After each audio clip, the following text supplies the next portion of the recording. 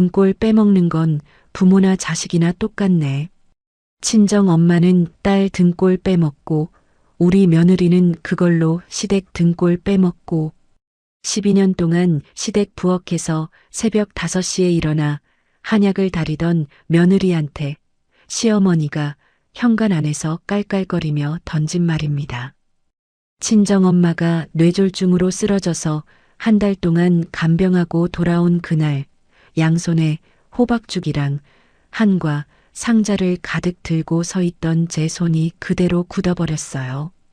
근데요, 저는 그 자리에서 주저앉지 않았습니다. 다음 날 아침 8시 제 휴대폰에는 부재중 전화 80통이 찍혀 있었고 저는 노트북을 펴서 12년치 정산서를 작성하기 시작했죠. 시어머니, 시누이, 남편까지 한꺼번에 무너뜨린 저의 조용한 복수극, 지금 시작합니다.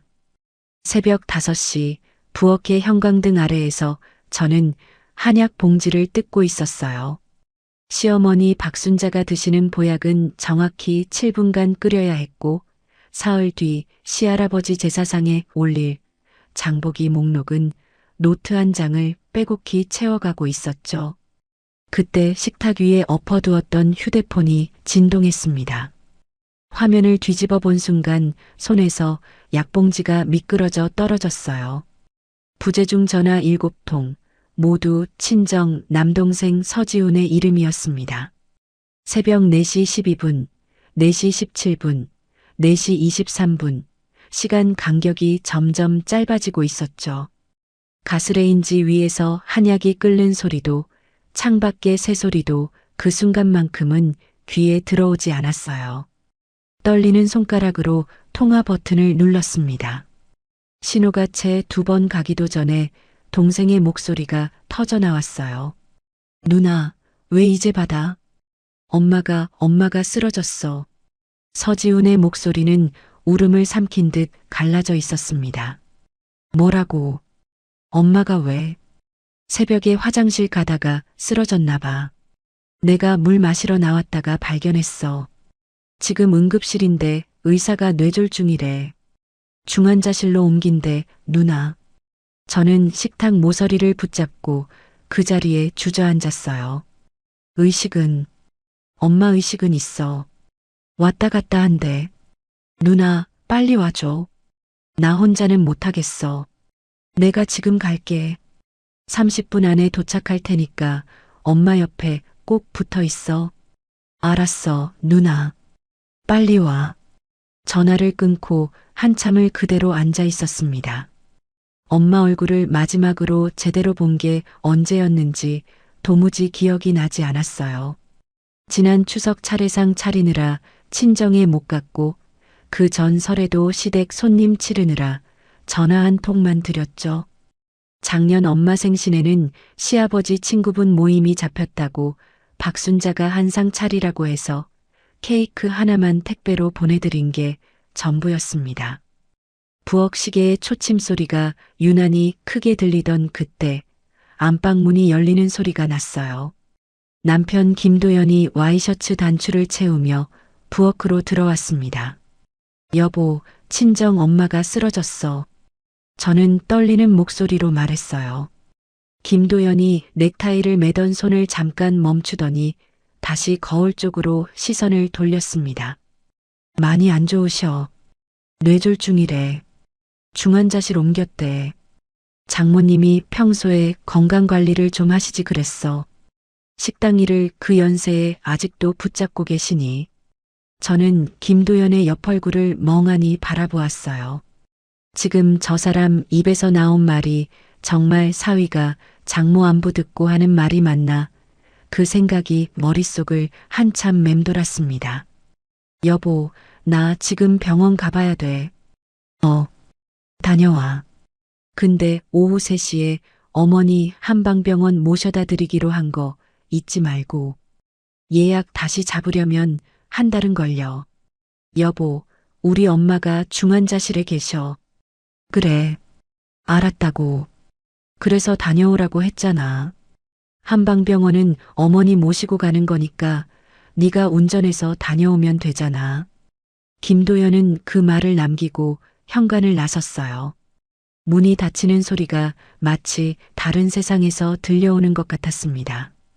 저는 한약 가스불을 끄고 가방을 챙겨 집을 나섰어요. 택시 안에서 시어머니에게 전화를 걸었습니다. 어머니, 저예요. 이 시간에 웬일이냐?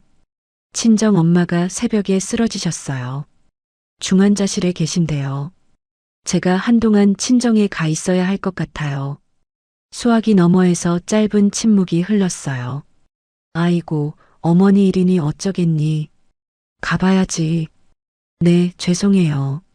근데 이번 주말 김장은 어떡하니? 배추 100포기 이미 절여놨는데. 그거 그냥 두면 다 무를 텐데. 저는 창밖으로 스쳐가는 가로등 불빛을 바라보았습니다. 어머니, 그건 다녀와서 다시 말씀드릴게요. 그래라. 사돈 빨리 회복하셔야 할 텐데. 너 없으면 우리 집 돌아가는 게 영 어색해서 말이야. 네, 어머니. 전화를 끊고 저는 휴대폰을 꽉 쥐었어요. 엄마가 중환자실에 누워 있는데 저 사람 입에서 나온 첫 걱정은 배추 100포기였습니다. 중환자실 유리창 너머로 엄마의 얼굴을 본 순간 저는 다리에 힘이 풀려 휘청거렸어요. 평생 식당 일로 굵어진 손마디에 가느다란 호스가 꽂혀 있었고 야윈 얼굴에는 인공호흡기 마스크가 씌워져 있었습니다. 저 손으로 두 남매를 먹이고 입혔는데 저 손으로 새벽 4시까지 시장 바닥을 쓸었는데 서지훈이 제 옆에 와서 어깨를 떨었어요. 누나, 의사가 그러는데 골든타임은 가까스로 넘겼대. 근데 한 달은 누가 옆에 붙어 있어야 한대. 재활도 받아야 하고. 그래. 알았어. 내가 휴직계 낼게. 회사에 이미 말해놨어. 네가 무슨 휴직이야. 너 결혼도 안 했는데 회사 어떻게 되라고. 그럼 누나는 시댁 있잖아. 저는 동생의 얼굴을 한참 바라보다가 입을 열었습니다. 내가 갈게. 내가 엄마 옆에 있을게. 누나, 진짜로. 매형이 가만히 있겠어. 가만히 있고 안 있고를 떠나서 이번엔 내가 가야 돼. 12년 동안 한 번도 못했잖아. 서지훈이 고개를 푹 숙였어요. 누나, 미안해. 내가 미혼이라 누나가 짐을 다 진 것 같아서. 그런 말 하지 마. 엄마 아들이 너밖에 더 있어. 그날 저녁 시댁 거실에는 무거운 공기가 깔려 있었습니다. 박순자는 소파에 앉아 다리를 꼬았고 김도연은 휴대폰을 만지작거리며 곁눈질로 저를 살폈죠. 시아버지는 신문을 펴든 채 헛기침만 했어요. 저는 무릎 위에 두 손을 가지런히 모은 채 입을 열었습니다. 어머니, 아버님, 드릴 말씀이 있어요. 무슨 말? 박순자가 다리를 풀며 몸을 앞으로 기울였어요.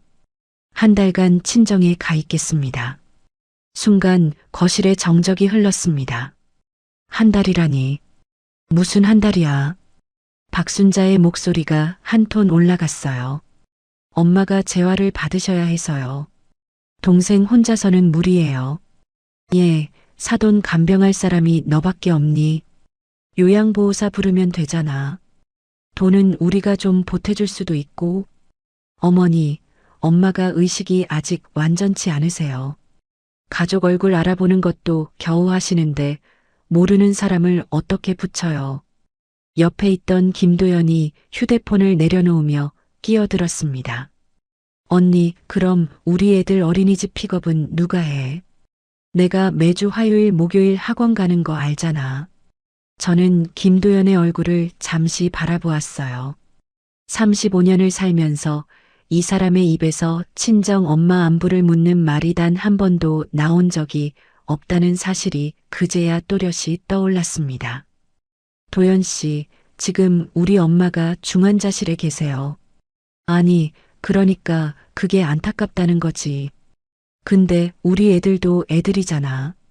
한 달이면 너무 길어, 언니. 박순자가 손바닥으로 소파 팔걸이를 두드렸어요. 도연아, 너는 왜 말이 없어? 내 아내가 한 달이나 자리를 비운다는데. 김도연은 그제야 입을 열었습니다. 여보, 어머니 마음 상하지 않게 잘 처시네. 한 달은 너무 길어. 일주일 정도만 가 있다가 오면 안 돼. 여보, 일주일로 끝날 일이 아니야. 장모님도 어머니 마음 헤아려 주실 거야. 저는 남편의 얼굴을 한참 바라보았어요. 12년을 같이 살았는데 이 사람이 오늘 처음 보는 사람 같았습니다. 여보, 우리 엄마 병문안은 안 갈 거야. 회사가 지금 분기 마감이라 정신이 없어.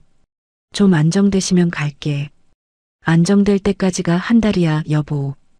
그러니까 한 달 끝나고 같이 가자고. 저는 더 이상 아무 말도 하지 않았어요. 박순자가 무릎을 탁 치며 한숨을 내쉬었습니다. 에휴, 알았다. 가라. 가서 사돈 옆에 붙어 있어라. 근데 한 달이다. 한 달. 내 어머니.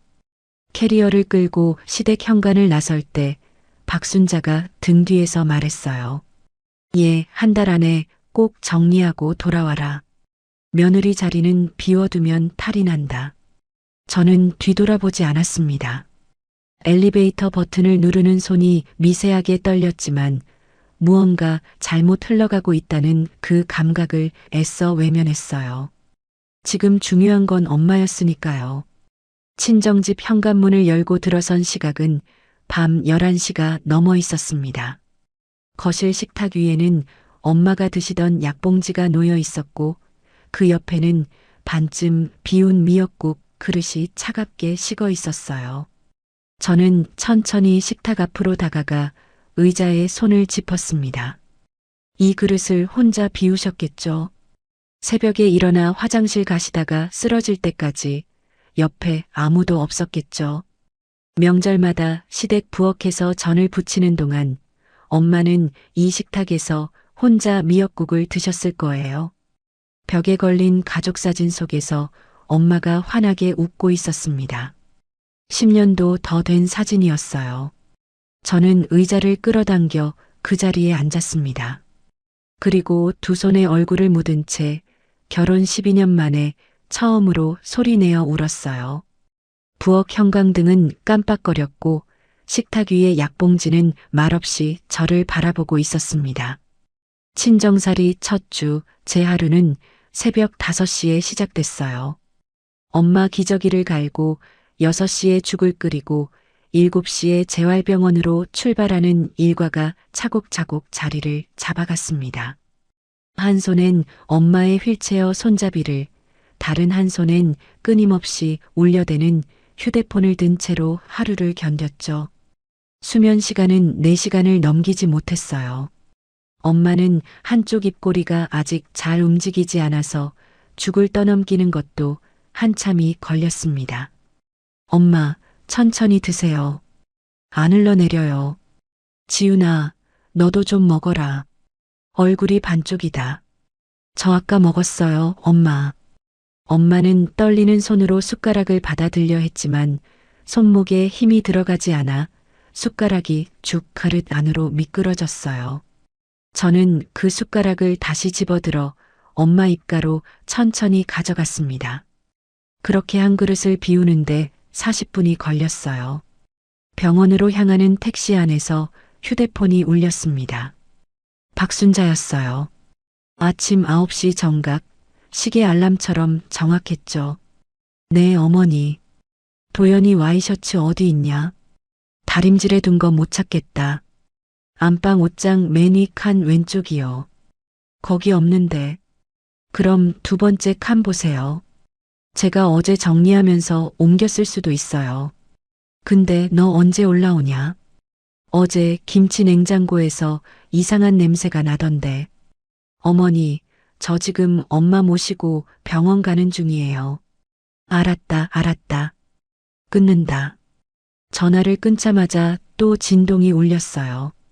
이번엔 김도연이었습니다. 언니, 우리 엄마가 애들 봐주기 힘드시대. 언니 진짜 한 달 다 채울 거야. 도연 씨, 우리 엄마 아직 혼자 못 움직이세요. 아니, 그게 안타깝다는 게 아니라 우리 애들도 엄마 손이 필요하다는 말이지. 저는 휴대폰을 무릎 위에 내려놓고 창밖을 바라봤어요. 옆자리에서 엄마가 제 손등을 가만히 톡톡 두드렸습니다. 지훈아, 그냥 올라가라. 엄마 괜찮다. 엄마, 그런 말 하지 마세요. 엄마가 너 힘들게 하는 게 제일 싫다. 엄마, 한 번만요. 한 번만 제가 엄마 옆에 있게 해주세요. 엄마는 더 이상 말이 없었어요. 야윈 손으로 제 손등만 천천히 쓰다듬었습니다. 이번 열흘째 되던 날 오후 같은 병실의 보호자 아주머니가 사과를 깎으며 말을 건넸어요. 세댁, 딸 둔 게 최고지. 어머님이 딸 손길이라 그런가 표정이 환해지셨네. 감사합니다. 근데 사위는 안 와? 한 번도 못 본 것 같은데. 엄마가 침대에서 천장을 바라보며 입을 열었습니다. 걔는 회사가 바빠서요. 요즘 분기 마감이라고. 아이고, 요즘 젊은 사람들은 다 바쁘지. 저는 엄마의 옆 얼굴을 바라봤어요. 평생 한 번도 자식 앞에서 거짓말을 하신 적 없는 분이었습니다. 저는 슬그머니 자리에서 일어나 병실 복도로 나왔어요. 엘리베이터 옆 비상계단 문을 열고 들어가 손등으로 입을 틀어막은 채 한참을 서 있었습니다. 12년 동안 엄마가 친구들 앞에서 사위 자랑 한 번 못 해보고 살아오셨을 거라는 사실이 그제야 가슴을 후벼 팠어요. 남편이 못 와서 미안하다는 말 한마디조차 안 한 그 사람을 엄마는 회사가 바빠서라고 감싸주고 계셨습니다. 병실로 돌아오니 휴대폰에 단톡방 알림이 30개 넘게 쌓여 있었어요. 김도연이 제주도 공항에서 찍은 사진을 올렸더군요. 캐리어 2개에 친구들 셋과 함께 찍은 사진 밑에 박순자가 댓글을 달아놨습니다. 우리 딸 잘 다녀와라. 애들은 엄마가 잘 보고 있을게. 저는 화면을 한참 들여다봤어요. 그 사이 박순자에게서 개인 메시지가 따로 왔습니다. 지훈아, 도연이 애들 데리고 있느라 허리가 다 부서질 것 같다. 너 언제까지 거기 있을 거니? 며느리가 시집 비우면 안 된다는 옛말이 다 맞다. 저는 답장을 보내지 않고 휴대폰을 엎어두었어요. 이번 보름째 되던 날 엄마가 처음으로 침대 옆 손잡이를 짚고 일어섰습니다. 물리치료사가 엄마의 허리를 받쳐주었고 저는 엄마 앞에서 두 손을 벌리고 서 있었어요. 엄마, 저 봐요. 저예요. 이리 한 발만 와보세요. 지훈아, 무서워. 제가 잡을게요. 한 발만요. 엄마의 슬리퍼가 바닥을 스치듯이 움직였습니다. 한 발, 그리고 다시 한 발. 그 두 걸음을 떼는데 우리 남매가 보름 동안 새벽마다 다리를 주물러 온 시간이 다 녹아 있었어요. 엄마가 제 품에 안기자 저는 엄마 등을 쓰다듬으며 울먹였습니다. 엄마 잘하셨어요. 진짜 잘하셨어요. 지훈아, 엄마가 다시 걸어 다닐 수 있을까? 걸어 다니실 거예요. 제가 옆에서 다 도와드릴게요. 저는 그 장면을 휴대폰으로 찍어 김도연에게 보냈어요. 엄마가 두 걸음 떼는 영상이었습니다. 답장은 30분 뒤에 왔어요. 여보, 어머니가 김치 냉장고 비밀번호 뭐냐고 하시는데 저는 그 한 줄짜리 답장을 한참 들여다봤습니다. 영상 잘 봤다는 말도 장모님 축하한다는 말도 없었어요. 휴대폰을 가방 안에 던져넣고 저는 엄마의 휠체어를 밀며 병원 정원으로 나갔습니다. 벚꽃이 진 자리에 새잎이 돋아 있었어요. 셋째 주 시할아버지 제삿날이 코앞으로 다가왔습니다. 박순자가 영상통화를 걸어와 다짜고짜 말했어요. 지훈아, 제사는 와야지. 친정일은 친정일이고 제사는 제사다. 맏며느리가 빠지면 내가 어디 가서 얼굴을 드냐. 어머니, 엄마 재활치료가 매일 있어요. 하루만 와라. 하루만. 다음 날 새벽차로 다시 내려가면 되잖아. 제가 빠진 하루 동안 엄마는 어떡해요? 아이고, 지훈이가 있잖아. 동생도 좀 부려먹어. 너 혼자 다 짊어지지 말고. 저는 입술을 깨물었어요. 알겠습니다. 전화를 끊고 동생에게 사정을 말하자 서지훈이 한참을 말이 없다가 입을 열었습니다. 누나 안 가도 돼. 내가 매형한테 전화할게. 아니야. 갔다 올게. 한 번만 더 갔다 올게. 누나, 진짜로. 동생아, 한 달만 버티자. 한 달만. 새벽 5시 30분 첫 KTX를 타고 시댁 부엌에 들어선 순간 박순자와 김도연은 거실 소파에 나란히 앉아 텔레비전을 보고 있었어요. 시아버지는 안락의자에서 신문을 펴들고 있었습니다. 어머니, 저 왔어요. 왔니? 전 부치는 거부터 시작해라. 손님들 11시면 오신다. 저는 앞치마를 두르고 부엌에 섰어요. 전 20장을 부치고 탕국을 끓이고 나물 3가지를 무치고 상을 차렸습니다. 그 사이 김도연이 한번 부엌에 들어왔어요. 언니, 이 전좀 모양 예쁘게 붙여줘. 우리 시댁 어른들도 오신단 말이야. 네. 근데 언니 얼굴이 왜 그래? 잠 못 잤어. 네, 좀. 그러게 친정도 적당히 다녀와야지. 몸이 축났네. 저는 대답하지 않고 부침개만 뒤집었어요. 제사를 마치고 절을 올린 직후 저는 앞치마를 벗어 의자에 걸어두었습니다. 어머니, 저 다시 내려가 봐야 해요. 아이고, 하룻밤은 자고 가지. 엄마가 새벽 약을 드셔야 해서요. 그래라. 가라. 박순자는 더 이상 잡지 않았어요. 12시간 만에 다시 KTX에 몸을 실은 저는 좌석에 머리를 기댄 채 잠깐 눈을 감았습니다. 친정집 현관문을 열고 들어서니 서지훈이 거실에서 엄마 다리를 주무르고 있었어요. 엄마의 무릎이 시퍼렇게 멍들어 있었습니다. 엄마, 이게 어떻게 된 거예요? 지훈아, 별거 아니다. 별거 아니긴요. 이게 별게 아니에요. 서지훈이 고개를 푹 숙였습니다.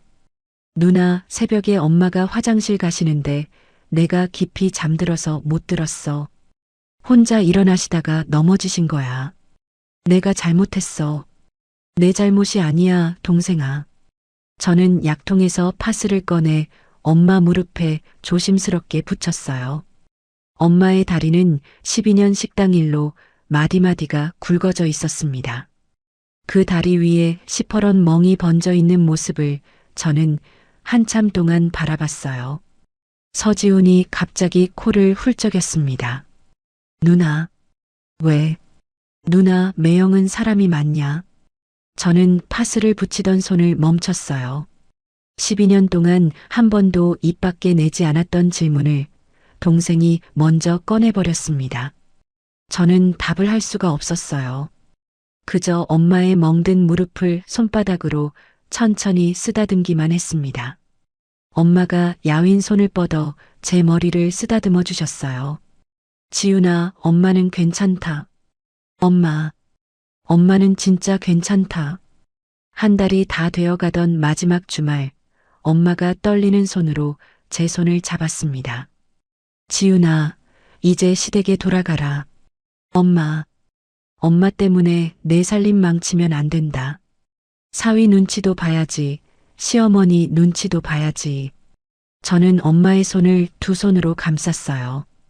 그 손은 여전히 굵고 거칠었지만 한 달 전보다 훨씬 가늘어져 있었습니다. 엄마, 알겠어요. 내일 새벽 차로 올라가라. 동생이 엄마 잘 봐줄 거다. 네. 그날 밤 짐을 싸면서 저는 캐리어 안에 한 달 동안 입은 옷가지를 차곡차곡 개어 넣었어요. 엄마가 끓여주신 호박죽을 보온병에 담고 박순자가 좋아하시는 한과 세트를 챙기고 김도연 아이들에게 줄 선물까지 빠짐없이 넣었습니다. 그러면서 저는 문득 거울 속에 제 얼굴을 봤어요. 내 살림이라는 게 정말 내 살림이 맞나? 그 의문이 처음으로 머릿속에 떠올랐지만 저는 캐리어 지퍼를 끝까지 잠갔습니다. 거실에서 엄마가 자그마한 목소리로 저를 불렀어요. 지윤아, 자기 전에 차 한 잔만 같이 마시자. 네, 엄마. 갈게요. 한 달 만에 시댁으로 향하던 그날 오후 제 양손에는 짐이 가득했어요.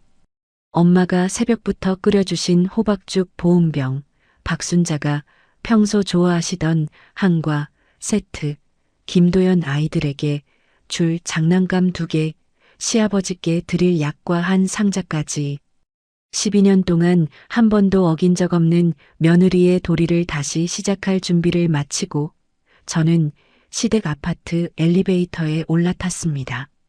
15층 버튼을 누르는 손이 살짝 떨렸지만 그게 긴장 때문인지 피로 때문인지 저도 모르겠더군요. 엘리베이터 문이 열리고 복도를 걸어가는 동안 저는 머릿속으로 첫 인사를 정리하고 있었어요. 어머니, 한 달 동안 자리 비워서 죄송했습니다. 장보기 목록은 제가 오는 길에 다 메모해 왔어요. 저녁은 어머니 좋아하시는 갈비찜 끓일게요. 그렇게 입속으로 몇 번을 되뇌며 현관 앞에 도착했습니다. 도어록 버튼 위로 손가락을 가져가던 순간 저는 멈칫했어요. 현관문이 완전히 닫혀 있지 않았던 거예요. 문틈으로 5cm쯤 빛이 새어나오고 있었습니다. 아마 누군가 들어가면서 제대로 닫지 않은 모양이었죠. 그리고 그 틈으로 박순자와 김도연의 웃음 섞인 목소리가 또렷하게 흘러나왔어요. 엄마, 진짜로? 한 달 만에 돌아온다고? 오늘 온다고 카톡 왔다더라. 아유, 진짜. 한 달이나 친정에 처박혀 있는 며느리가 어디 있어. 저는 문 손잡이에 손을 댄 채로 그 자리에 굳어버렸습니다. 엄마, 언니 친정엄마 그렇게 오래 아프면 그냥 요양원 보내라고 해. 우리한테까지 피해주잖아. 요양원 보낼 돈이 어디 있냐? 그 집안 형편에. 그러니까 더 문제지. 돈도 없으면서 딸 등골은 다 빼먹고. 박순자가 짧게 혀를 차는 소리가 들렸어요. 에휴, 등골 빼먹는 건 부모나 자식이나 똑같네. 친정 엄마는 딸 등골 빼먹고 우리 며느리는 그걸로 시댁 등골 빼먹고. 순간 제 손에서 호박죽 보온병이 미끄러졌습니다. 쿵. 복도 타일 바닥에 보온병이 떨어지며 둔탁한 소리가 울렸어요. 하지만 안쪽에서는 텔레비전 소리에 묻혔는지 두 사람의 대화가 멈추지 않았습니다. 엄마, 그게 무슨 말이야? 생각해봐. 그 집에서 우리 도연이한테 시집 보낸 게 횡재지 뭐냐? 너희 오빠 월급으로 사돈댁 살림이 다 굴러가는 거 아니야. 하긴, 언니 결혼 전에 모아둔 돈도 다 우리 집에 갖다 부었지. 그게 다 며느리 도리지. 며느리가 시댁에 돈 쓰는 게 뭐 이상한 일이야. 맞아, 엄마. 그리고 언니가 그 정도 한 거면 우리 집에 시집 잘 온 거지. 저는 그 자리에서 12년치 기억이 영화 필름처럼 머릿속에 펼쳐지는 기이한 경험을 했어요. 신혼 첫해 임신 4개월 차에 입덧으로 침대에 누워있던 저에게 박순자가 차례상 차리라고 부엌으로 끌고 갔던 그 새벽. 결혼 5년 차에 유산하고 병원에서 퇴원한 다음 날 박순자가 팔자다. 다음에 또 가지면 된다라며 김장 김치통을 옮기게 했던 그 겨울. 친정아버지 발인 다음 날 상복도 못 벗은 저를 시댁 김장에 부른 일. 장면들이 슬라이드 사진처럼 차례로 지나가는 그 짧은 몇 초가 영겁처럼 길게 느껴졌어요.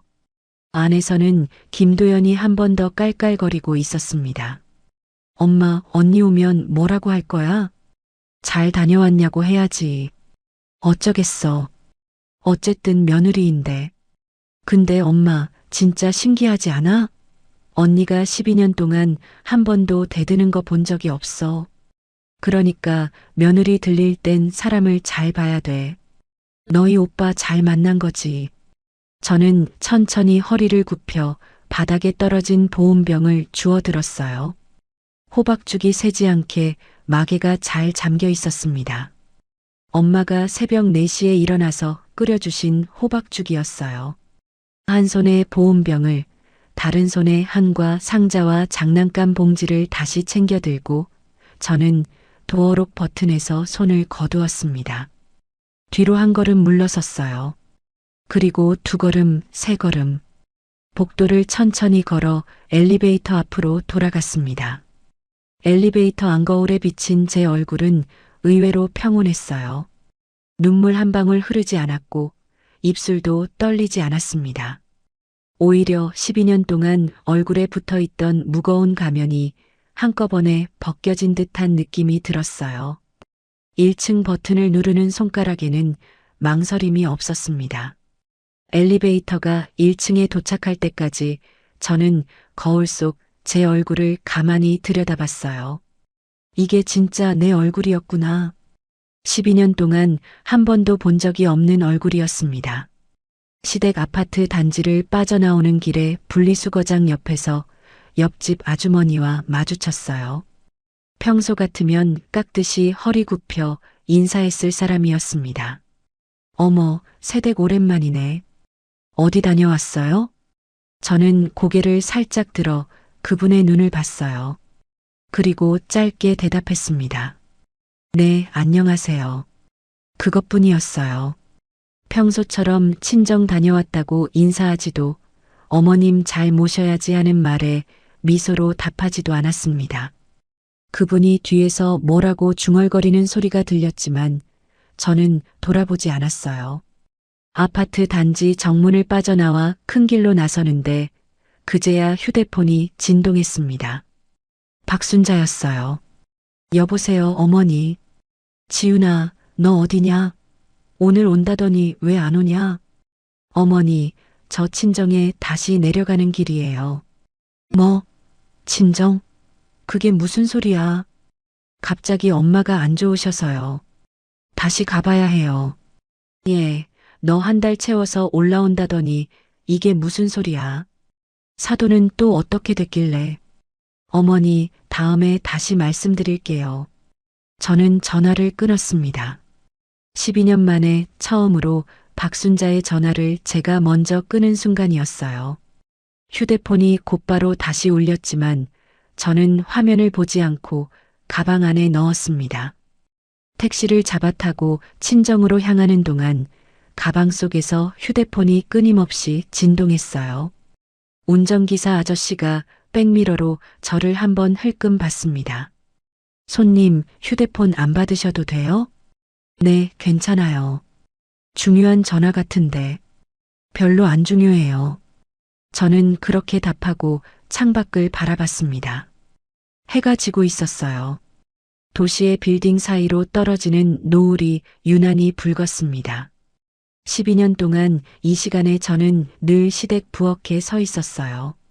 저녁 준비를 하고 박순자의 잔소리를 들으며 김도연이 퇴근하기를 기다리던 시간. 그 시간에 노을이 이렇게 붉다는 사실을 저는 오늘 처음 알았습니다.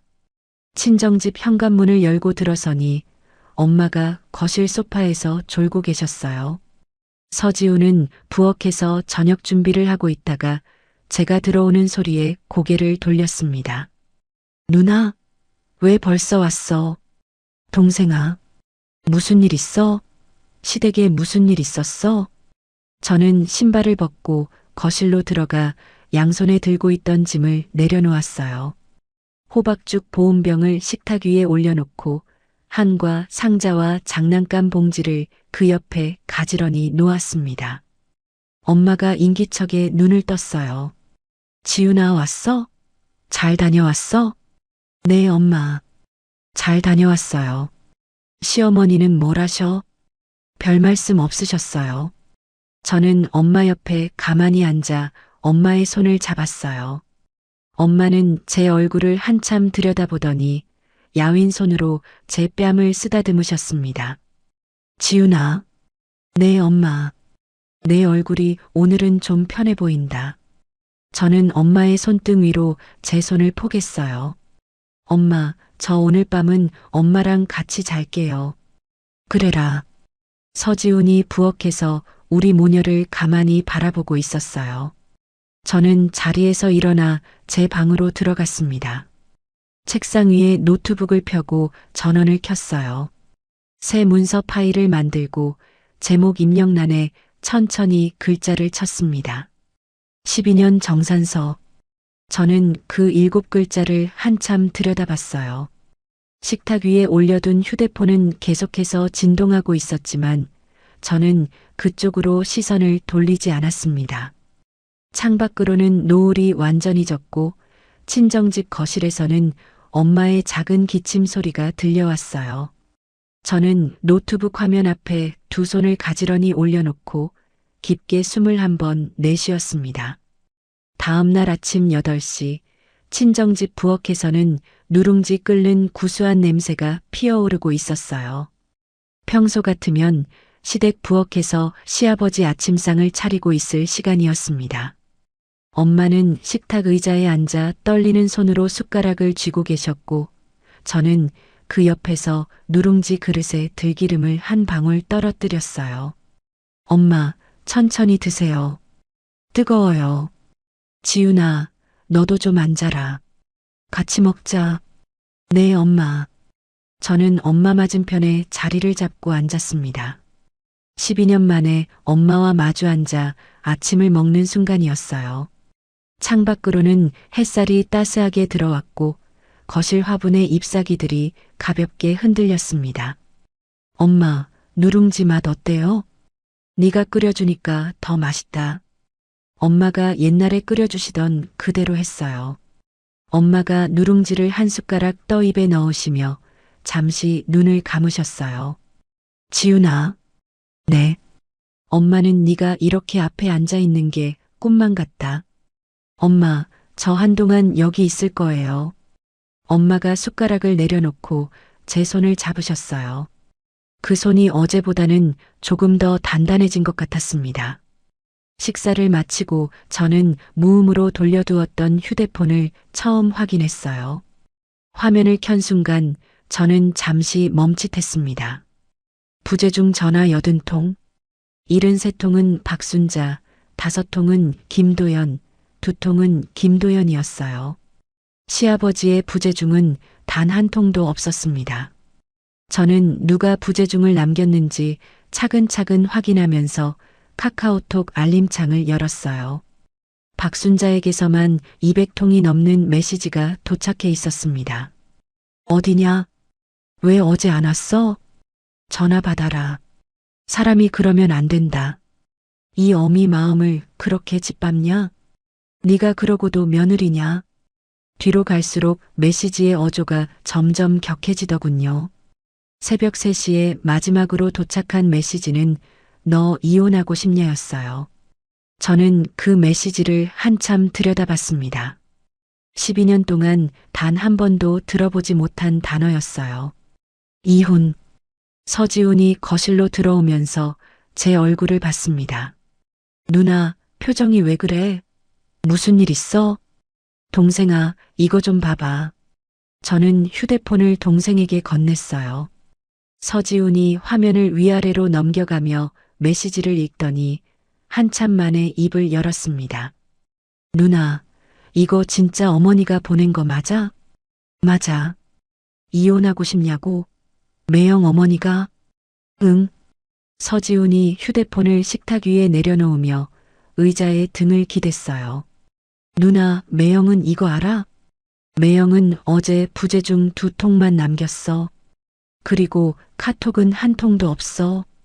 매영이 어머니 편이라는 거네. 저는 누룽지 그릇 옆에 놓인 휴대폰을 가만히 바라봤습니다. 엄마가 그 모습을 묵묵히 지켜보시다가 천천히 숟가락을 내려놓으셨어요. 지훈아. 네, 엄마. 엄마가 어제 시이모님 전화를 받았다. 저는 고개를 들어 엄마를 봤습니다. 시이모님이요? 어제요? 응. 너 시어머니가 친척들한테 다 전화를 돌렸다더라. 우리 며느리가 친정에 한 달 가더니 사람이 변했다고. 시댁을 우습게 안다고. 서지훈이 입을 벌렸어요. 엄마, 진짜?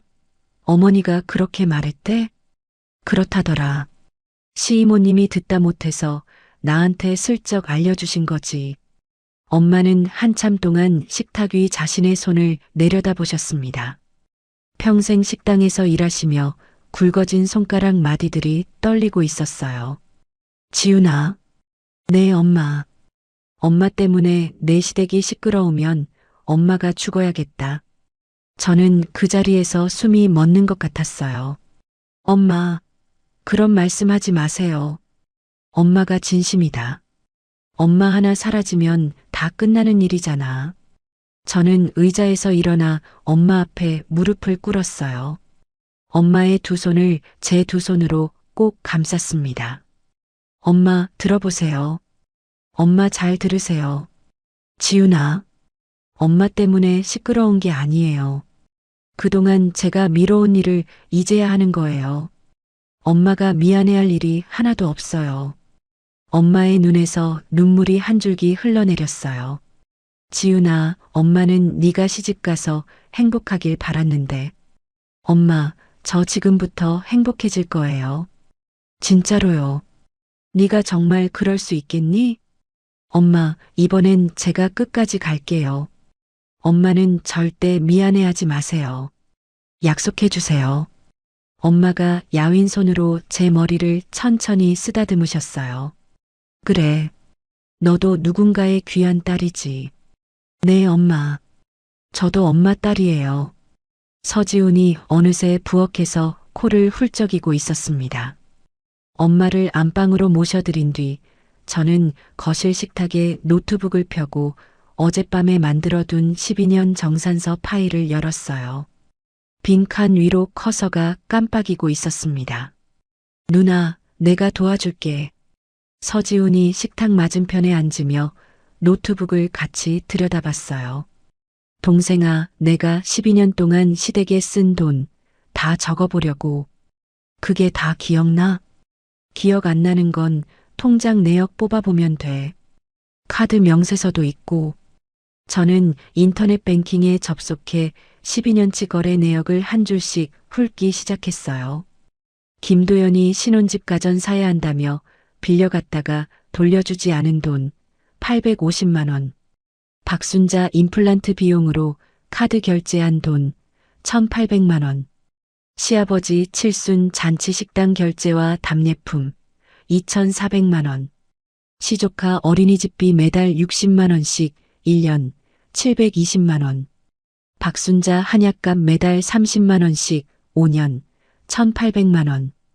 명절 비용 12년치 누적 1,100만 원. 김도연이 결혼 직전에 빌려간 차용금 3,200만 원. 화면 아래 합객칸에 숫자가 차곡차곡 올라가는 동안 서지훈의 얼굴이 점점 굳어갔어요. 누나, 이게 다 누나 돈이야? 내가 결혼 전에 외국계 회사 다니면서 모은 적금, 번역 부업으로 번 돈. 다 여기서 나왔어. 매영 돈은? 매영은 자기 월급 카드 따로 썼어. 시댁 비용은 다 내 카드에서 나갔어. 화면 하단의 합계 숫자가 8천만 원을 넘어 1억에 가까워지고 있었습니다. 서지훈이 두 손으로 얼굴을 감쌌어요. 누나, 누나 진짜 미안해. 네가 왜 미안해? 누나가 우리 집안 살림 다 짊어진 줄도 모르고 시댁돈까지 다 된 줄은 더더욱 몰랐어. 그때 식탁 위 휴대폰이 진동했습니다. 화면에 김도연의 이름이 떴어요. 저는 휴대폰을 들어 통화 버튼을 눌렀습니다. 여보세요. 여보, 어머니가 쓰러지셨어. 당장 와. 김도연의 목소리는 다급했어요. 어머님이 어떻게 됐는데? 가슴을 부여잡고 쓰러지셨어. 지금 응급실 가는 길이야. 너 빨리 와. 저는 잠시 침묵을 지키다가 차분한 목소리로 입을 열었습니다. 여보, 30분 전에 시이모님께 확인했어. 어머님 동네 미용실에서 파마하고 계시던데. 뭐? 미용실 원장님이랑 어머님 같이 사진도 찍어서 시이모님한테 보냈더라.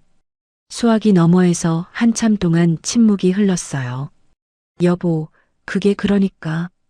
여보, 어머님이 진짜 쓰러지셨으면 119를 부르세요. 저는 지금 우리 엄마 재활치료 동행해야 해서 끊을게. 저는 그대로 통화 종료 버튼을 눌렀습니다. 서지훈이 입을 떡 벌리고 저를 바라봤어요. 누나, 방금 그거 뭐야?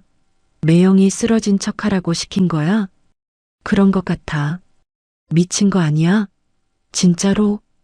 곧바로 김도연에게서 메시지가 폭격처럼 쏟아지기 시작했습니다. 언니 미쳤어? 엄마 쓰러지셨다는데 그게 할 말이야? 진짜 사람이 어떻게 그래? 오빠가 얼마나 놀랐는 줄 알아? 저는 메시지 화면을 한참 들여다봤어요.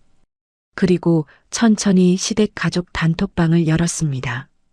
12년 동안 한 번도 나간 적 없는 그 단톡방이었어요.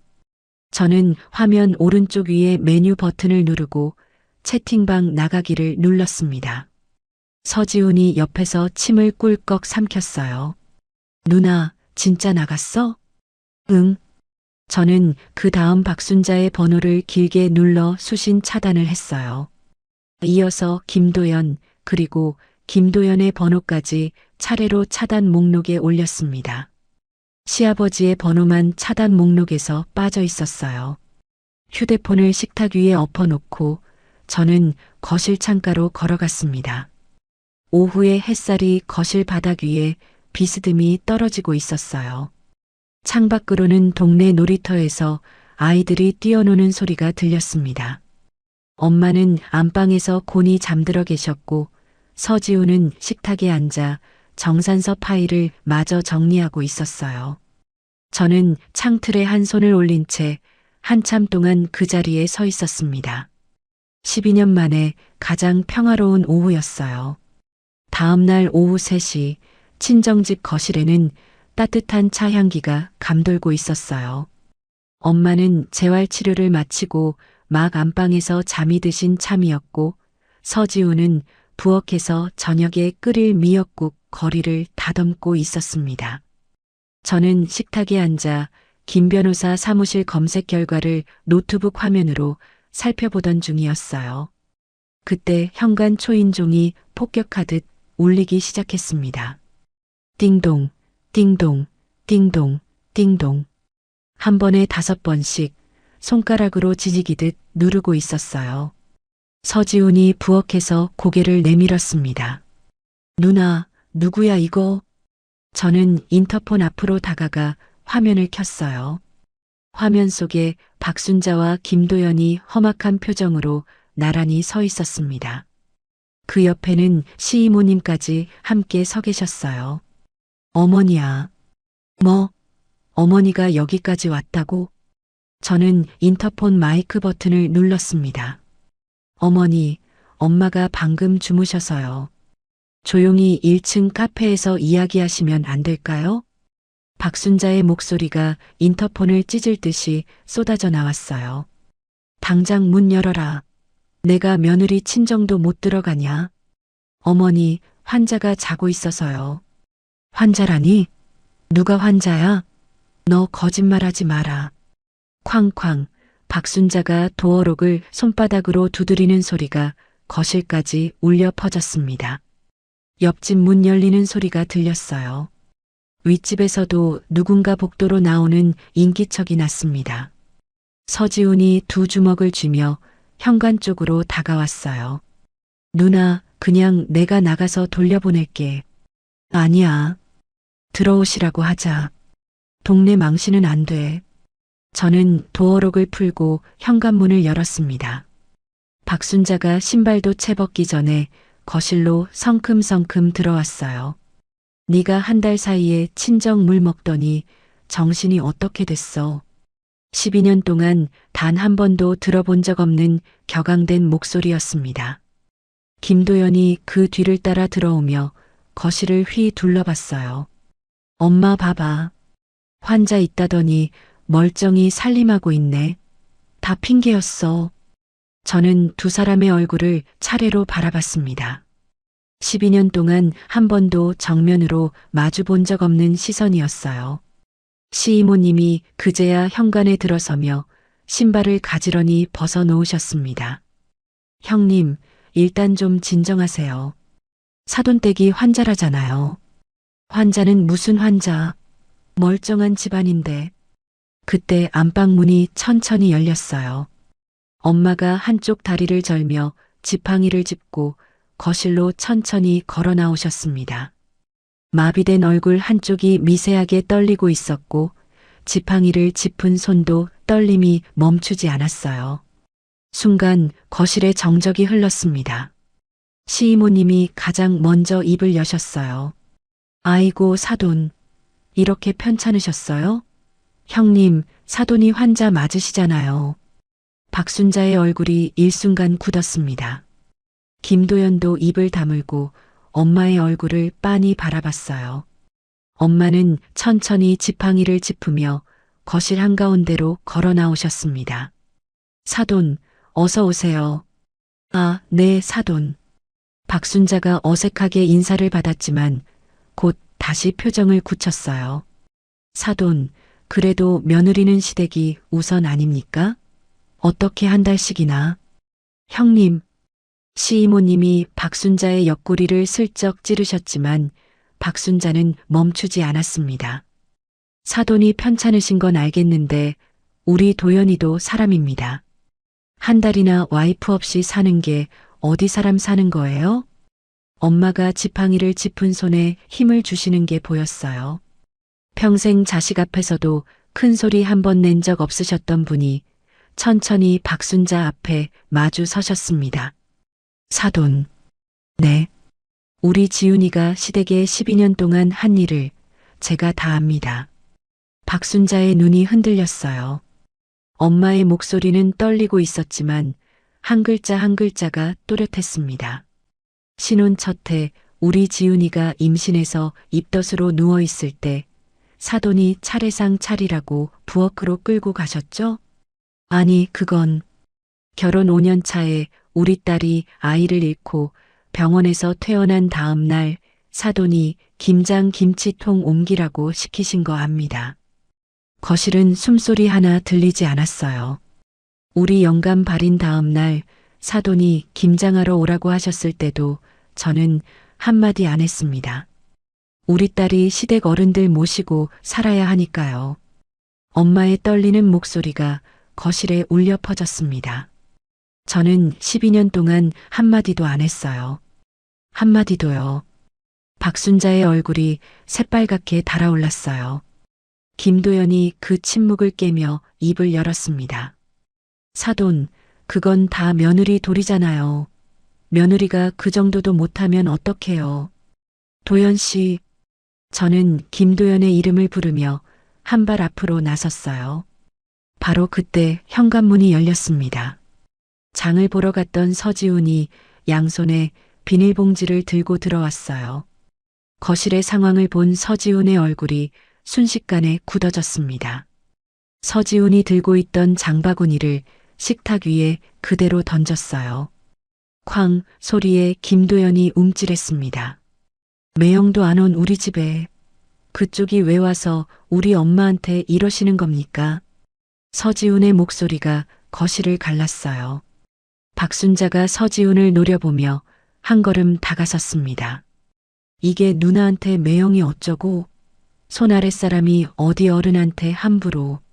어른이요? 한 달 동안 매형이 우리 엄마 병문안 한 번이라도 왔습니까? 우리 도연이는 회사가 바빠서 아주머니 댁에는 한 달 사이에 김장만 100번 하셨나 봐요. 그렇게 며느리가 필요했으면 매형이 회사 그만두고 집안일하면 되잖아요. 박순자의 얼굴이 일그러졌어요. 12년 동안 단 한 번도 처가 식구의 반격을 받아본 적 없는 사람이었습니다. 박순자는 입을 벌렸다 다물기를 반복하다가 시이모님 쪽으로 시선을 돌렸어요.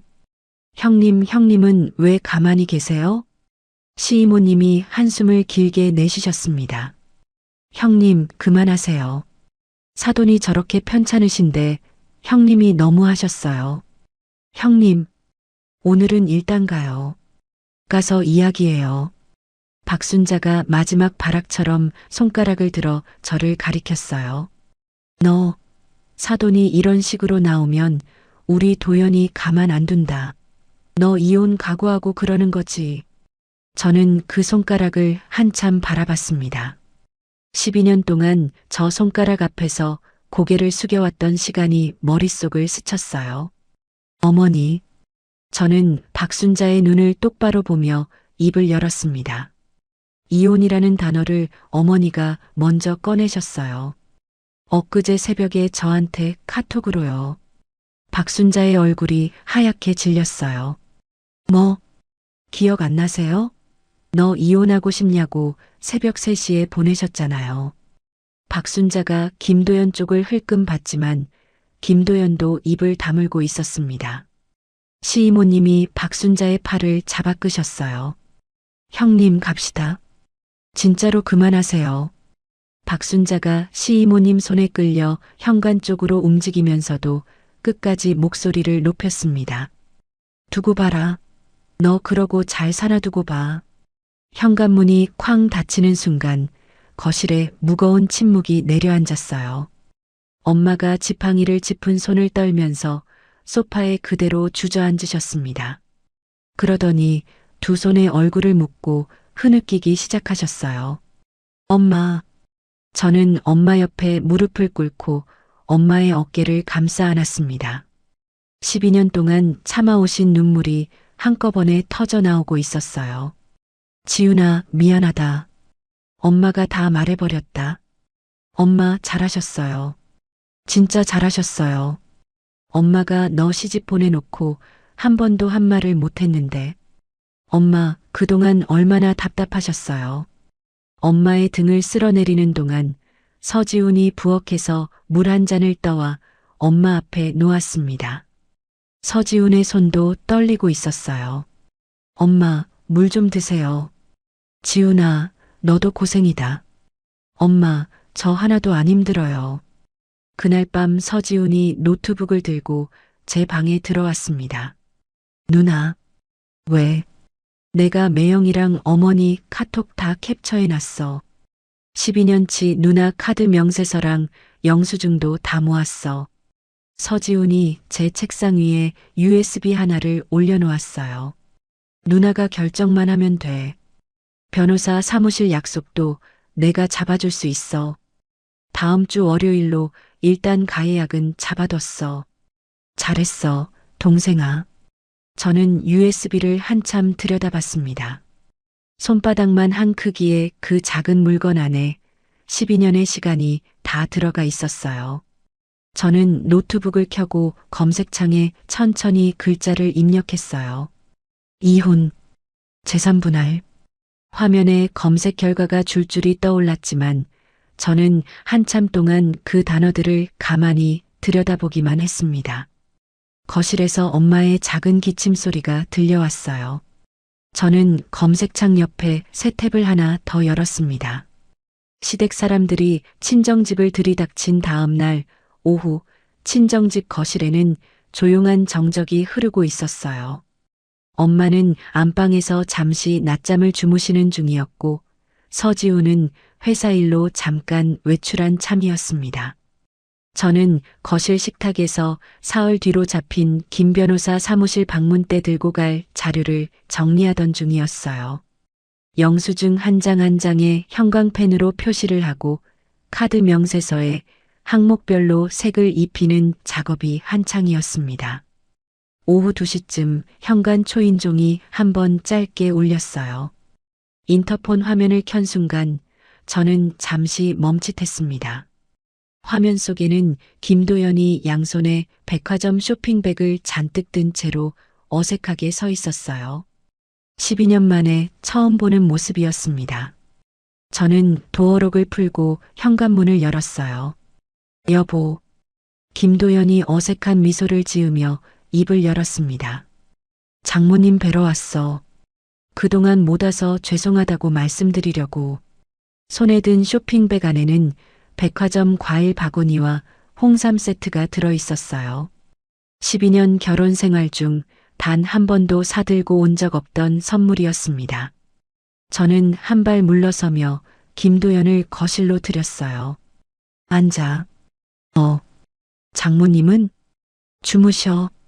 마침 그때 안방 문이 열리고 엄마가 지팡이를 짚으며 거실로 나오셨어요. 김도연이 황급히 자리에서 일어나 허리를 깊이 숙였습니다. 장모님, 그동안 못 찾아뵈어 정말 죄송합니다. 엄마는 김도연의 얼굴을 한참 동안 가만히 바라보셨어요. 표정 하나 변하지 않은 채로요. 김서방. 네, 장모님. 우리 딸이랑 잠깐 이야기하고 가게. 엄마는 그 말만 남기시고 천천히 안방으로 다시 들어가셨어요.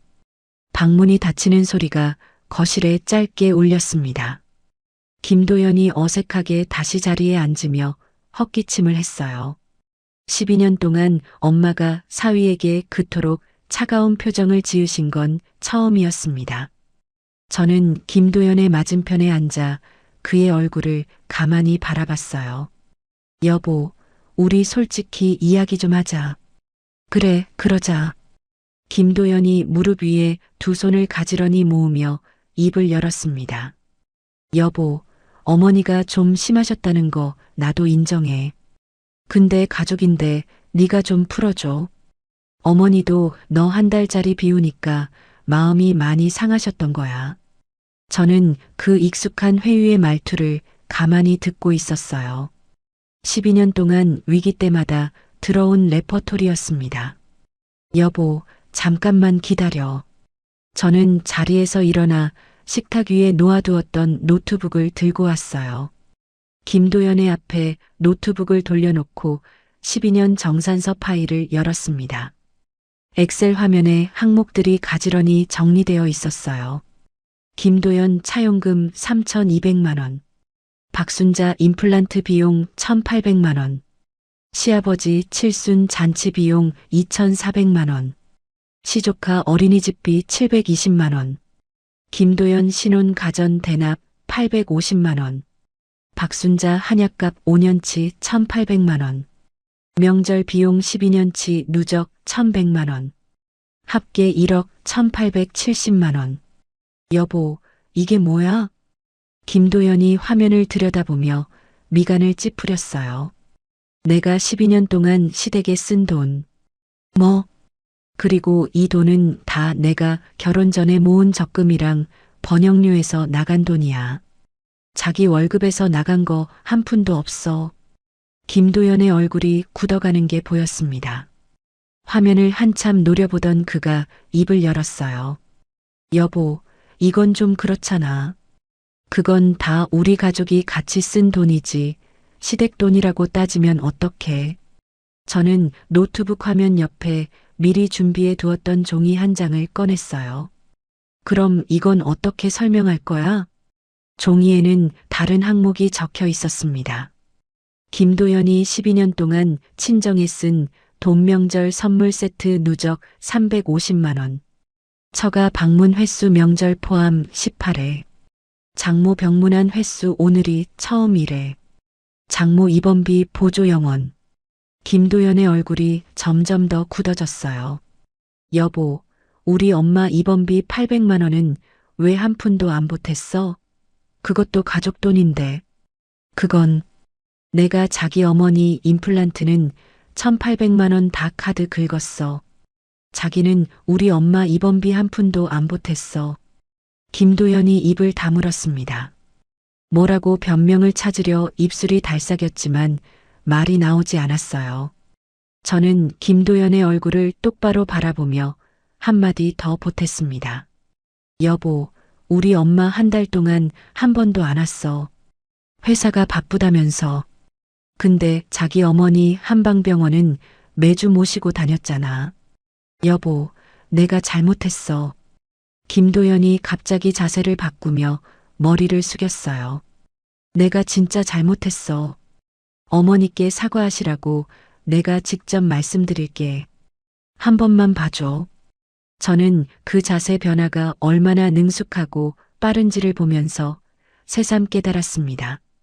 12년 동안 이 사람이 얼마나 많은 위기를 이런 식으로 넘겨왔는지요. 바로 그때 식탁 위에 놓여있던 김도연의 휴대폰이 진동했어요. 화면이 켜지면서 메시지 미리 보기가 떠올랐습니다. 박순자였어요. 저는 무심코 그 화면을 봤습니다. 그리고 화면에 뜬 글자를 보고 숨이 멎는 줄 알았어요. 지훈이 적금 통장이랑 명예 어디 있는지 알아내야 한다. 이혼해도 우리가 챙겨야 할 게 있다. 저는 그 한 줄을 2번, 3번 읽었습니다. 김도연은 자기 휴대폰이 진동한 줄도 모르고 머리를 숙인 채로 계속 사정하고 있었어요. 여보, 우리 다시 시작하자. 내가 진짜 어머니랑 거리 둘게. 회사 끝나고 곧장 집에 올게. 저는 천천히 호흡을 가다듬으며 입을 열었습니다. 여보, 잠깐 화장실 좀 다녀와도 돼? 너무 머리가 아파서. 그래. 갔다 와. 천천히 다녀와. 저는 식탁 위 김도연의 휴대폰을 그대로 둔 채 자리에서 일어났어요. 그리고 안방으로 들어가는 척 방향을 틀어 부엌으로 들어갔습니다. 부엌에서 제 휴대폰을 꺼내 들고 거실로 살짝 고개를 내밀어 김도연의 휴대폰 화면을 빠르게 사진으로 찍었어요. 박순자의 메시지가 또렷이 화면에 잡혔습니다.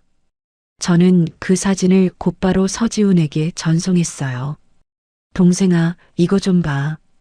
답장은 30초 만에 왔습니다. 누나, 미친 거 아니야? 매영이랑 어머니가 누나 통장까지 노리고 있었어? 응. 누나, 가만히 있지 마. 월요일 변호사 약속 그대로 갈게.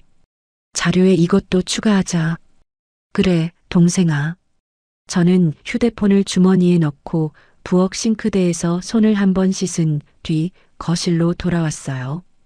김도연이 휴대폰을 그제야 확인하려는 듯 손을 뻗었다가 제가 나타나자 슬쩍 거두었습니다. 저는 다시 김도연의 맞은편에 앉았어요. 그리고 12년 결혼 생활을 통틀어 가장 평온한 미소를 지어 보였습니다. 여보, 여보, 한번 생각해 볼게. 김도연의 얼굴이 환해졌어요. 진짜? 진짜 생각해 줄 거야? 응. 시간 좀 줘. 그래. 천천히 생각해. 내가 기다릴게. 김도연은 한결 가벼워진 표정으로 자리에서 일어났습니다. 선물 상자들을 식탁 위에 가지런히 놓아두고는 현관으로 향했어요. 여보, 장모님께 안부 전해드려. 다음에는 꼭 같이 식사하자. 그래, 잘 가. 현관문이 닫히는 순간 저는 거실 식탁 의자에 깊이 등을 기댔습니다.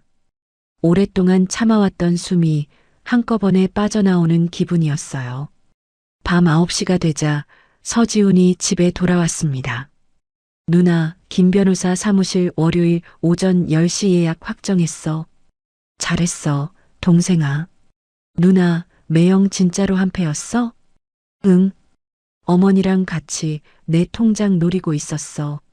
서지훈이 의자에 앉으며 깊은 한숨을 내쉬었어요.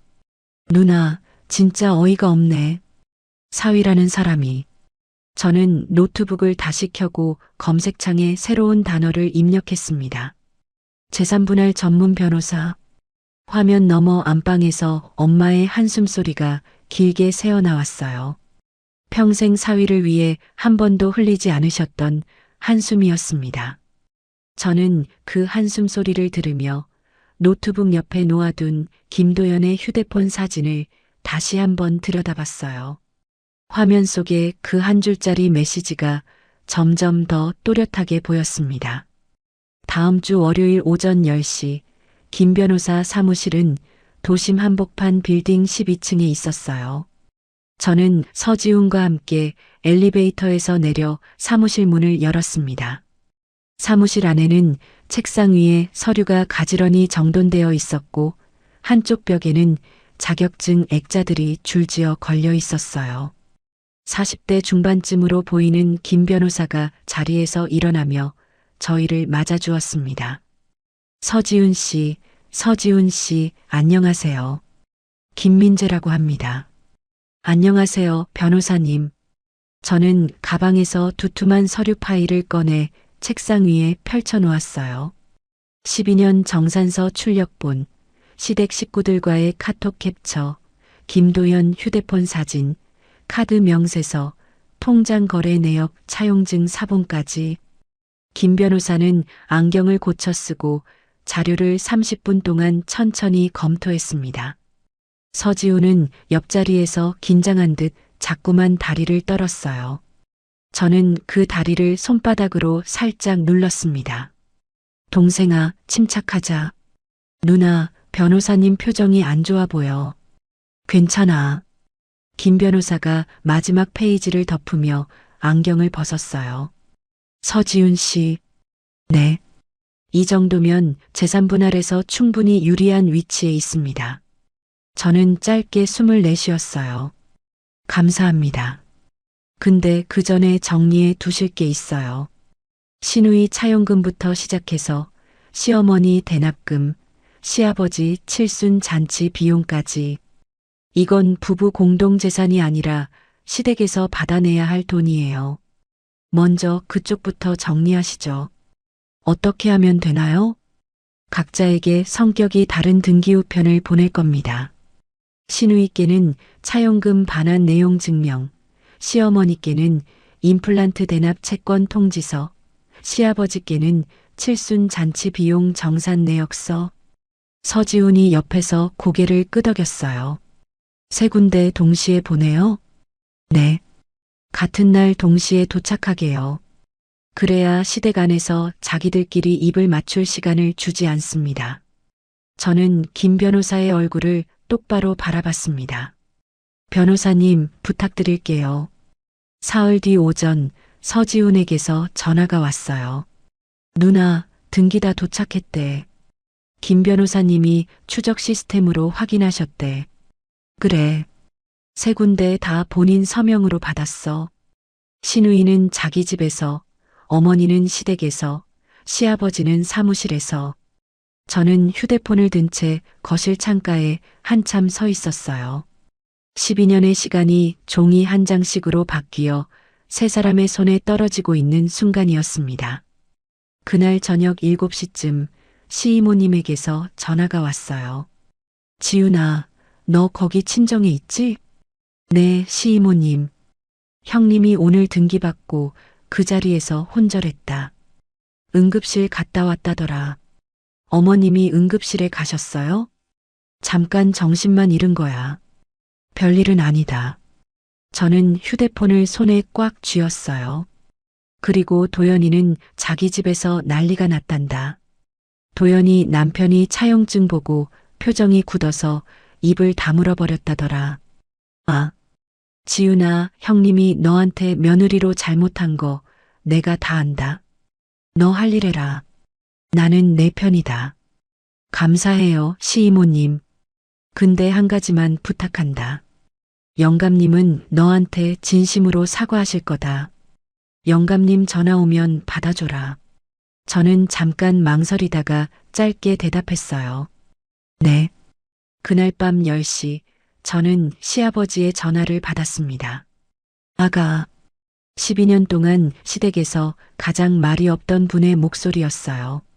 평소 그 단단하던 목소리가 떨리고 있었습니다.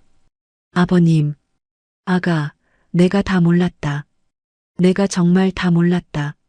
아버님, 내 칠순 잔치 비용을 네가 다 댔다고?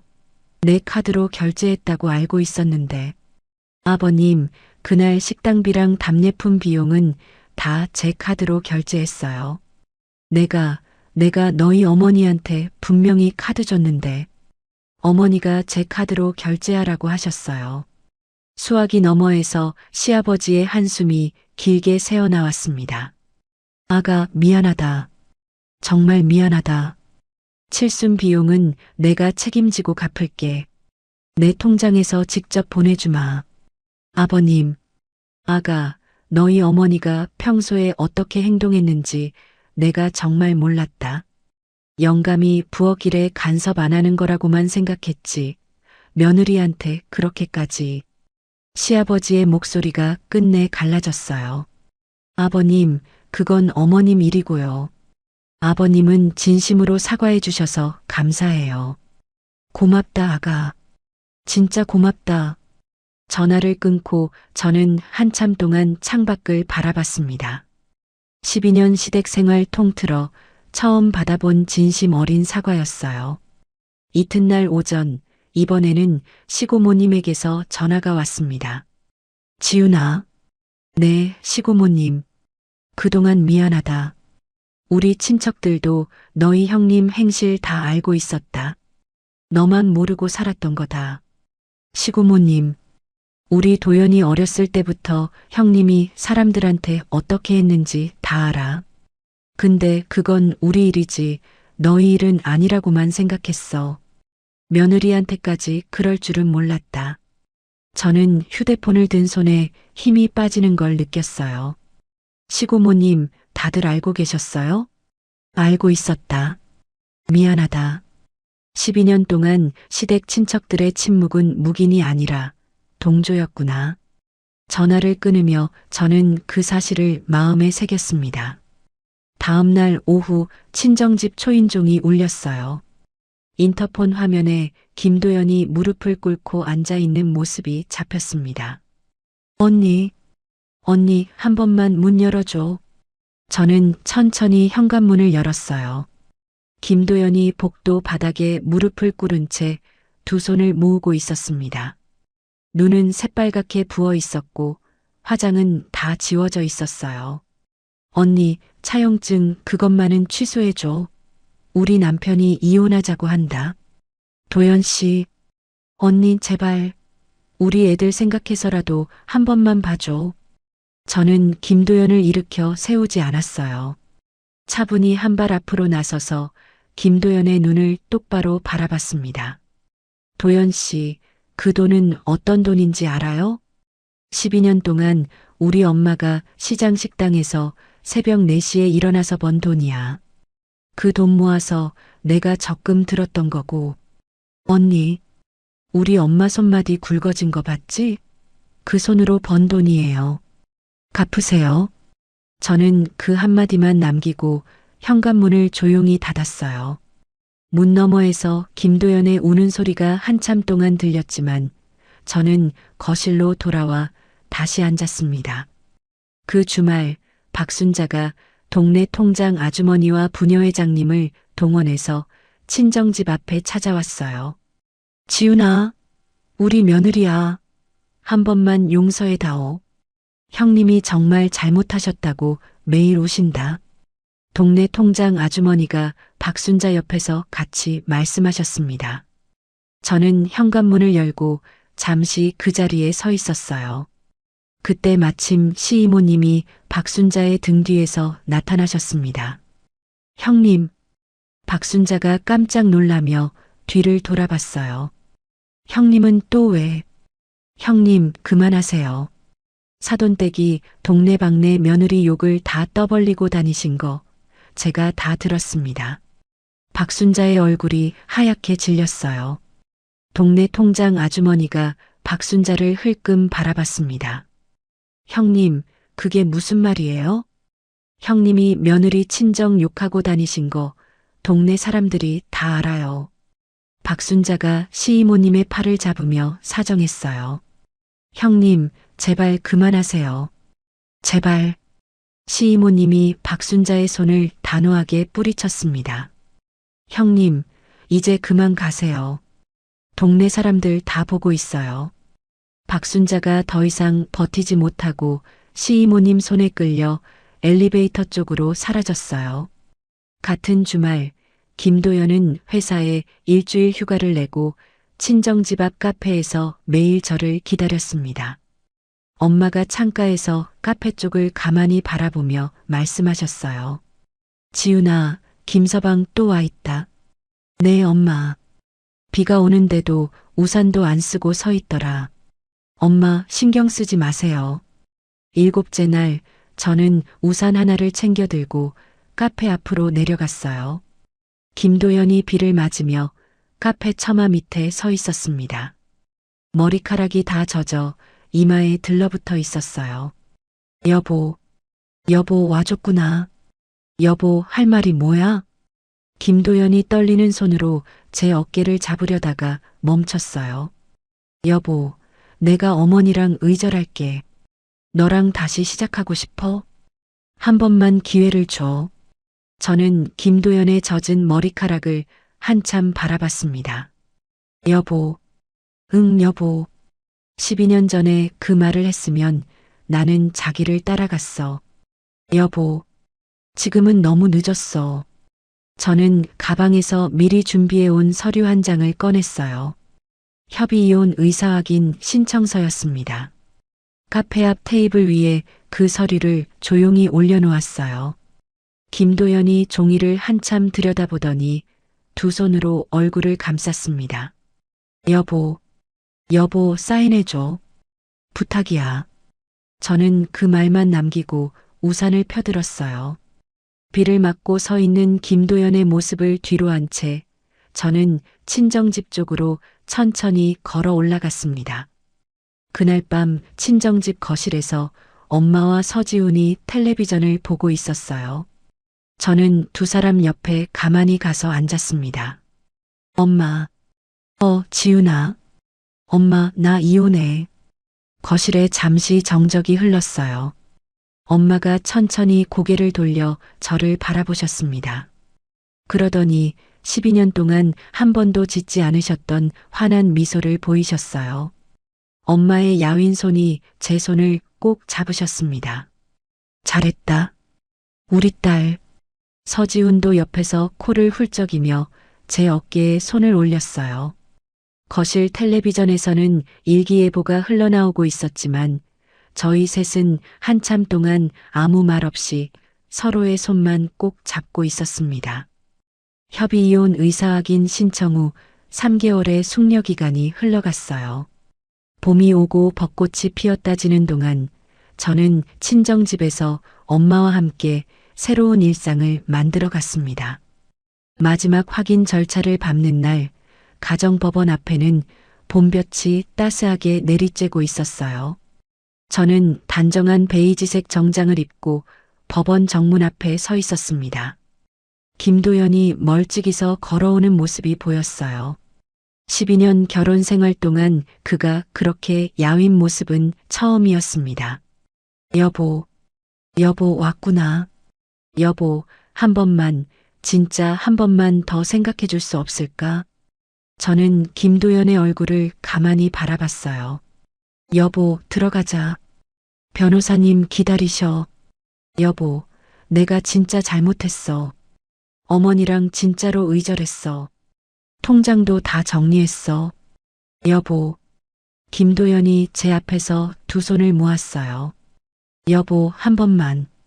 저는 12년 동안 박순자가 저에게 쓰던 그 평온한 미소를 입가에 띄웠습니다. 여보, 가자. 법원 안에서의 절차는 생각보다 짧았어요. 판사 앞에서 두 사람이 이혼 의사를 확인했고 서류에 도장을 찍었습니다. 법원 계단을 내려오는 동안 김도연이 제 뒤에서 무언가 말하려 했지만 저는 돌아보지 않았어요. 봄볕 아래 계단을 천천히 내려오는 동안 제 어깨가 한결 가벼워지는 게 느껴졌습니다. 서지훈이 법원 정문 앞에서 차를 대놓고 기다리고 있었어요. 누나, 끝났어? 응, 끝났어. 가자, 누나. 엄마가 점심 차려놓고 기다리셔. 차 안에서 저는 창문을 살짝 열었어요. 봄바람이 머리카락 사이로 부드럽게 들어왔습니다. 재산분할 결과는 보름 뒤에 정리됐어요. 신혼 때 제 적금을 보태 마련한 아파트의 지분 절반. 시아버지가 책임지고 돌려주신 칠순 잔치 비용 4,500만 원. 김도연이 분할 상환을 약속한 차용금 3,200만 원. 시아버지가 직접 갚아주신 박순자 임플란트 비용 1,800만 원까지. 통장에 돈이 차례로 입금될 때마다 저는 그 금액을 한 줄씩 가계부에 적어 내려갔습니다. 12년 동안의 노동이 한 줄, 한 줄 숫자로 환산되는 기이한 후련함이 가슴 한구석에 차올랐어요. 이혼 2달 뒤 시이모님으로부터 소식이 전해졌습니다. 지윤아, 시댁 소식 좀 전해줄까? 네, 시이모님. 형님이랑 영감님이 별거 들어갔다. 영감님이 먼저 짐 싸서 친척 집으로 가셨어. 아, 그리고 도연이는 결국 이혼당했단다. 2아이 데리고 친정으로 들어왔어. 저는 휴대폰을 든 채 거실 창밖을 바라봤어요. 봄이 가고 초여름이 오고 있었습니다. 시이모님, 그러시군요. 형님이 너 한 명한테 기대서 살림 굴리던 거였는데 네가 빠지니까 반년도 못 가서 다 무너졌다. 영감님도 도연이 남편도 더 이상 못 참은 거지. 네. 지윤아. 네, 시이모님. 너는 잘 지내라. 진짜 잘 지내라. 저는 짧게 대답하고 전화를 끊었어요.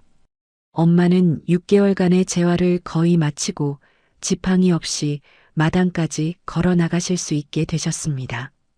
서지우는 휴직했던 회사로 복직하면서도 매주 주말마다 친정에 와서 엄마와 시간을 보내는 새로운 루틴을 만들었어요. 저는 결혼 전 일했던 외국계 회사 동료의 소개로 출판사 전속 번역가 자리를 제안받았습니다. 12년 동안 손에서 놓고 있던 영문 원서를 다시 펼치던 첫날, 책상 위에 놓인 커피잔에서 김이 모락모락 피어올랐어요. 엄마가 부엌에서 각 끓여주신 커피였습니다. 엄마, 향이 정말 좋아요. 네가 결혼 전에 좋아하던 그 커피 콩이다. 동네 마트에 다시 들어왔길래 사왔어. 엄마, 다 기억하고 계셨어요? 엄마는 다 기억한다. 저는 커피잔을 2손으로 감싸들고 한 모금 천천히 마셨어요. 12년 만에 다시 만난 그 향이었습니다. 서지훈이라는 이름 석자가 비로소 제 것이 된 것 같은 순간이었어요. 이혼 3달 뒤 어느 오후 저는 동네 마트에 장을 보러 갔습니다. 채소 코너에서 양파를 고르고 있는데 누군가 제 옆에 서는 인기척이 느껴졌어요. 고개를 돌리니 시아버지가 야윈 얼굴로 저를 바라보고 계셨습니다. 아가, 아버님, 잘 지내냐? 네, 잘 지내고 있어요. 시아버지는 한참 동안 저를 바라보시다가 조용히 물으셨어요. 사부인은 잘 계시냐? 네, 엄마도 많이 좋아지셨어요. 이제 지팡이 없이 다니세요. 다행이구나. 정말 다행이구나. 시아버지의 눈가가 살짝 붉어졌어요. 아가, 미안하다. 진짜 미안하다. 아버님, 내가 너한테 미안하다는 말을 살아있는 동안 다 못할 것 같다. 저는 시아버지의 얼굴을 가만히 바라봤어요. 12년 동안 그토록 단단하던 분의 얼굴이 야위어 있었습니다. 아버님, 건강 잘 챙기세요. 그래, 너도 건강해라. 저는 12년 동안 시아버지께 처음으로 짓는 진심 어린 미소로 인사를 드린 뒤 계산대 쪽으로 걸음을 옮겼어요. 그날 저녁 시아버지에게서 문자 한 통이 도착했습니다. 지훈아, 너를 며느리로 만나서 미안했고 고마웠다. 앞으로 너는 누구의 며느리도 아닌 너로 살거라. 저는 그 문장을 한참 동안 들여다봤어요. 12년 시댁 생활 전체를 통틀어 가장 따뜻한 문장이었습니다. 저는 그 메시지를 캡처해서 휴대폰 가장 깊은 폴더에 저장했어요. 언젠가 약해지는 순간이 오면 다시 꺼내보려고요. 반년 후 가을, 엄마의 칠순이 다가왔습니다. 저와 서지훈은 셋이서 제주도 여행을 계획했어요. 서지훈이 비행기 표를 예매하면서 신이 나서 말했습니다. 엄마, 제주도 한라산 보러 갈 거예요. 휠체어로도 갈 수 있는 코스가 있대요. 휠체어는 됐다. 엄마 이제 잘 걷는다. 엄마, 그래도 지치시면 안 되니까요. 미리 빌려놓을게요. 우리 아들 효자네. 비행기 창밖으로 한라산이 펼쳐지는 순간 엄마가 제 손을 꼭 잡으셨어요. 지훈아, 네 엄마. 엄마는 이제 아무 여한이 없다. 저는 엄마의 거칠어진 손을 두 손으로 감쌌습니다. 평생 식당 일로 굵어진 그 손이 이제는 제 손 안에서 따뜻하게 자리 잡고 있었어요. 엄마, 우리 자주 와요. 제주도 또 와요. 그래, 자주 오자. 서지훈이 옆자리에서 휴대폰으로 우리 모녀의 모습을 찍었어요. 누나, 엄마, 이쪽 보세요. 김치. 저는 엄마와 함께 카메라를 향해 환하게 웃었습니다. 12년 동안 한 번도 데려가지 못했던 효도 여행이 이제야 시작되고 있었어요. 여행에서 돌아오는 길 공항에서 휴대폰을 켰을 때 카톡 한 통이 도착해 있었습니다. 박순자였어요. 1년 만에 처음 온 메시지였습니다. 지훈아, 한 번만 만나서 이야기하자. 어미가 잘못했다. 저는 그 메시지를 읽지 않은 상태로 한참 들여다봤어요. 서지훈이 옆에서 제 휴대폰 화면을 흘끔 봤습니다. 누나, 누구야? 전 어머니. 누나 답장할 거야? 저는 천천히 차단 목록 메뉴를 열었어요. 박순자의 번호를 차단 목록에 추가하고 휴대폰을 가방 깊숙이 넣었습니다. 서지훈이 빙긋 웃으며 제 어깨를 살짝 두드렸어요. 잘했어, 누나. 1년 후 그해 가을, 저는 출판사에서 첫 번역서를 출간했습니다. 따끈따끈한 책 한 권이 친정집 식탁 위에 놓여 있었어요. 엄마와 서지훈, 그리고 저까지 세 식구가 식탁에 둘러앉아 책 표지를 함께 펼쳐봤습니다. 누나, 누나 이름이 진짜로 박혀 있네. 동생아 떨려서 손이 다 떨려. 엄마는 떨리는 손으로 책장을 천천히 넘기셨어요. 책 맨 앞장에는 헌사가 또렷이 새겨져 있었습니다. 내가 누군가의 며느리이기 전에 한 사람의 딸이었음을 가르쳐 주신 어머니께 이 책을 바칩니다. 엄마가 그 문장을 소리내어 읽으시다가 끝에서 목소리가 갈라지셨어요. 저는 자리에서 일어나 엄마 옆에 가서 어깨를 감싸 안았습니다. 엄마, 우리 엄마 덕분이에요. 지훈아, 우리 딸. 서지훈이 부엌에서 각 끓인 식혜를 가지고 와서 식탁에 놓았어요. 엄마, 누나, 우리 건배해요. 누나 첫 책 출간 기념으로. 세 식구가 식혜 잔을 들어 가운데에서 가볍게 부딪혔습니다. 창밖으로는 가을 햇살이 부드럽게 들어왔고 친정집 거실에는 식혜의 단 향기가 가득 차 있었어요. 식탁 위에 놓인 책 표지에는 옴기니 서지훈이라는 이름이 또렷하게 인쇄되어 있었습니다. 저는 그 이름 석자를 손가락으로 가만히 짚어봤어요. 12년 만에 다시 찾은 제 이름이었습니다. 여러분, 여기까지가 며느리라는 이름 하나로 12년을 견뎌온 한 사람이 마침내 자기 자신의 이름을 되찾는 이야기였습니다. 저는 이 사연을 읽으면서 한 가지 장면이 계속 마음에 남았어요. 현관문 앞에 양손 가득 짐을 들고 서 있던 그 순간 말이에요. 그 자리에서 무너지지 않고 조용히 뒤돌아 엘리베이터로 향하던 발걸음, 그 발걸음이 얼마나 무거웠을지 또 얼마나 단단했을지 자꾸만 곱씹게 되더라고요. 세상에는 참는 게 미덕이라고 배워온 분들이 참 많으시죠. 가족이라는 이름 앞에서, 돌이라는 이름 앞에서 자기 마음을 자꾸 뒤로 밀어두는 분들이요. 그런데요, 가만히 생각해보면 진짜 가족은 내 등골을 빼먹는 사람이 아니라 내가 아플 때 새벽 4시에 일어나서 죽 한 그릇 끓여주는 사람이 아닐까요? 여러분은 이 이야기 어떻게 보셨나요? 가장 마음에 박힌 장면이 어디였는지, 주인공에게 어떤 말을 건네고 싶으셨는지 댓글로 남겨주세요. 여러분의 댓글이 오늘의 주인공에게 큰 도움이 될 겁니다. 오늘 이 이야기가 여러분의 마음 한구석에 작은 위로가 되었기를 바랍니다. 여러분의 구독과 좋아요는 다음 이야기를 더 정성껏 준비할 수 있는 큰 힘이 됩니다. 다음 사연에서 다시 따뜻하게 만나 뵐게요. 감사합니다.